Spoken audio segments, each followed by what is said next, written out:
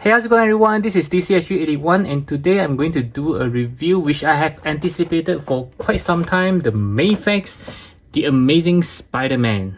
Okay, first of all, this is one of my most anticipated figures because I would like to have all the three Spider-Man. So this is one that is been holding on for quite some time. It keeps getting delayed, but unfortunately I have seen some picture is not as per what I was hoping for. We'll get to that later. I do see some good pictures as well, don't get me wrong, this figure does looks great. So let's check out the box. I kind of not expecting them to give us the blue and the black. I thought it would be something more vibrant like the Tobey Maguire box that we have gotten, but nevertheless this is something refreshing as well. So we get a very huge window this time. We practically see everything in terms of the accessories. At this side of the box we can see some cool pictures of the Spider-Man. And I just love this other side where he's just pointing. This is just looking very good. Another picture at the top of the box, and at the bottom is just a bunch of mumbo jumbo. In the back is always my favorite. You can see all the cool poses. Somehow they actually have these new pictures which I have not seen it before. The same goes at the top just now. And yes, I do remember it to be the Amazing Spider-Man 2, but somehow at this side here it doesn't say so. And this side here it doesn't say so as well. Okay, so it's kind of weird there. Also you can see the heads that it comes with as well as the accessories. So let's get him out.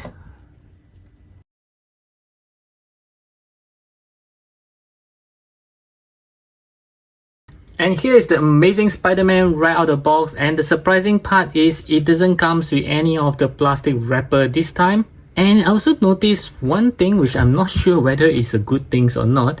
Do you see the lines here as well as go all the way on his thigh? Is this where, you know, when they mold a plastic where the ends actually meet and they stick up together, or is this part of the costume design?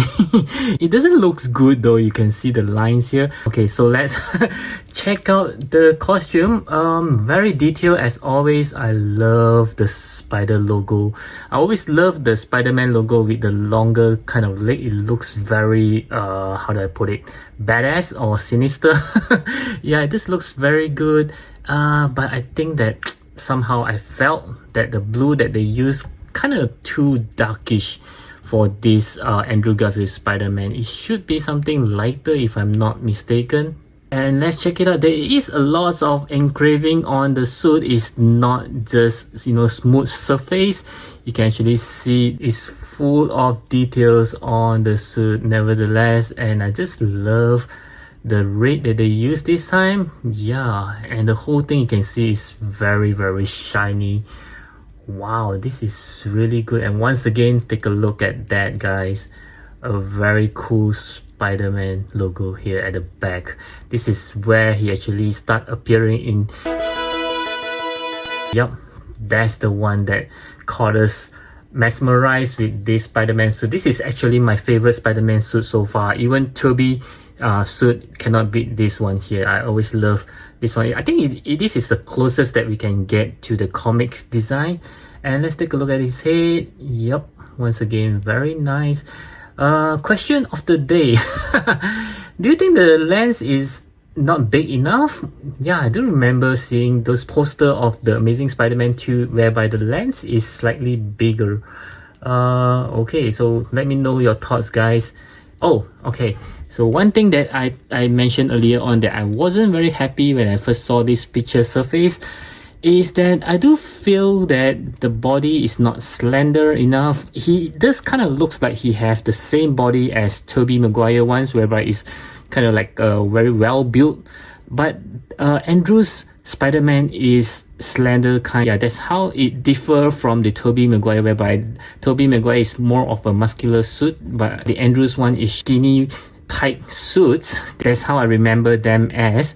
Yeah, but this one, somehow I felt that the body is kind of like well built. Maybe it's just me, but nevertheless it just looks like a very good job done from Mafex.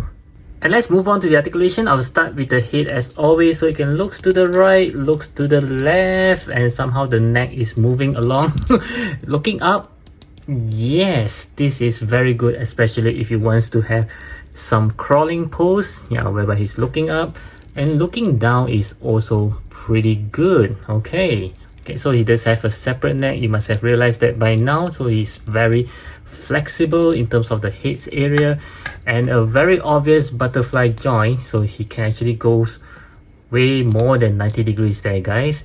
So going 360 degrees, no issue. Going upwards, wow, you can see his arm can go all the way to the back. Yeah, even forming an X at the back. This is marvelous. This is marvelous. And going to the front as well, can form an X easily without any hassle. This is very good. Wow, okay, when you look at that. And then he does have a bicep shrivels. Yep, a double joint elbow. Yep, this is not disappointing. You can go quite close together. Wow, this is really good. And then his hands can go around, going up and down as well. And for his torso, 2 points of articulations. He can do a very nice movement there. There's a gap there, so you can actually do the bending without any worries at all. And at his waist, he can also move it around. Very nicely done. This is a very smooth movement. So bending forwards, guys, take a look at that. Okay, that's pretty good. Any gap? Yeah, there's a huge gap at the back once you bend forward. And bending backwards once again is pretty good, but with a huge gap on the lower torso as well as this area here. So any pull down mechanism, wow, huge one. You can see that this is very good. And kicking forward, he can almost touch his head with his leg. When you look at that, this is awesome, man. And kicking backwards is also a much wider range as compared to others. How about if we don't pull down the legs? It's about 90 degrees, and kicking backwards is just a little without pulling down his leg. And there's no cuts on the thigh, but you can still do a little bit of shrivels, double joint knee, and just like the arm can go very far back. This is awesome. I don't think you can actually turn here, but there's an ankle rocker going up and down. There are toe hinges. Nope. Oh yeah, there are toe hinges, sorry about that. Okay, yep, so there are toe hinges as well. And let's see, with both legs pulled down, it's about a perfect split. Yeah, very close to a perfect split. This Andrew Spider-Man does have a very good articulation, especially at the arms area. Wow, this is just awesome. Next, we'll move on to the accessories. I will start with the hands as always. So he just comes with a pair of closed fist hands that's already on the figure, a pair of relaxed hands, a pair of grabbing hands, a pair of thumbs up hands, or the hands you can use for holding on to the webbings when he's swinging, a pair of pointing hands, a pair of web shooting hands, and lastly a pair of wall crawling hands. And of course, he just comes with a pair of hands and foots which is magnetized.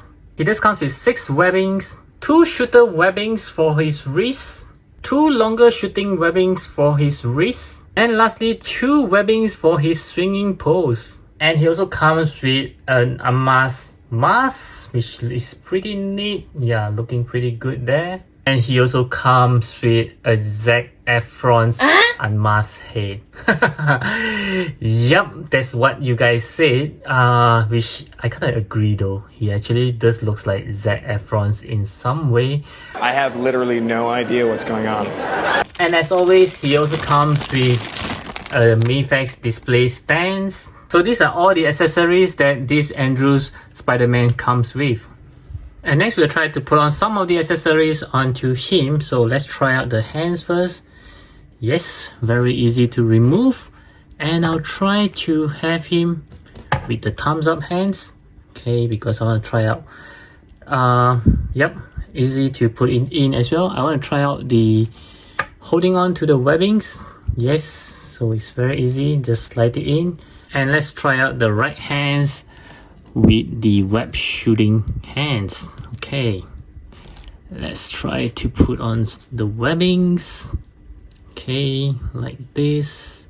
Now this is how cool it looks with the webbings. Wow. Now I've always have issue holding on to the mask. Let's see if this Andrew Spider-Man will have the same problem. So I actually changed it to the grabbing hands. Let's see whether it's possible to hold on. Okay. Wow. This is very simple. Very easy to hold it on. This is really good. You can see the mask actually being held very naturally. This is just awesome. And to interchange the head, you just pull it off and just pop in the Zac Efron's head sculpt. Okay. Yeah, so this is how he looks like. Now this is looking very good except for the Zac Efron likeness there. I hope you click on the likes button if you enjoyed this review. Thank you.